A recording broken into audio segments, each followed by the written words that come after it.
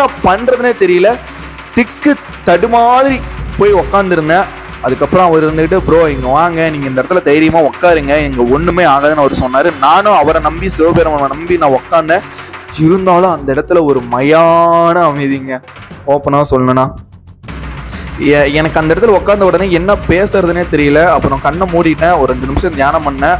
திடீர்னு நான் இயற்கையானது ரொம்ப வேகமா எப்படி சொல்றது, படையெடுக்கும்னு சொல்லுவாங்க இல்லைங்களா, அந்த மாதிரி மேக கூட்டங்கள்லாம் சூழ ஆரம்பிச்சிருச்சு, இடிகள் இடிக்க ஆரம்பிச்சிருச்சு. கடுமையான ஒரு பயம் எனக்கு ஏற்பட்டுச்சு என் மனசுக்குள்ளார. இருந்தாலும் பரவாயில்ல, இந்த இடத்துல ஒரு 2 நிமிஷம் நான் உட்காந்துட்டேன் அப்படின்னு சொல்லி ஒரு மன அமைதியோட நான் கிளம்பிட்டேங்க. ஸோ வெள்ளிங்கிரிக்கு நீங்க போனீங்கன்னா மறக்காம இந்த அற்புதத்தை, இந்த பிரம்மாண்டத்தை நீங்க பாருங்க. ஒருவேளை உங்களுக்கு உயரம், காற்று, இந்த மாதிரி பதட்டம், பயம் அப்படின்னா தயவு செஞ்சு போகாதீங்க. முக்கியமா தனியா போகவே போகாதீங்க. 2 பேரு அப்படின்னு கூட சொல்றதை விட ஒரு 5 பேர் அல்லது ஒரு 4 பேர் அந்த மாதிரி இருந்தீங்க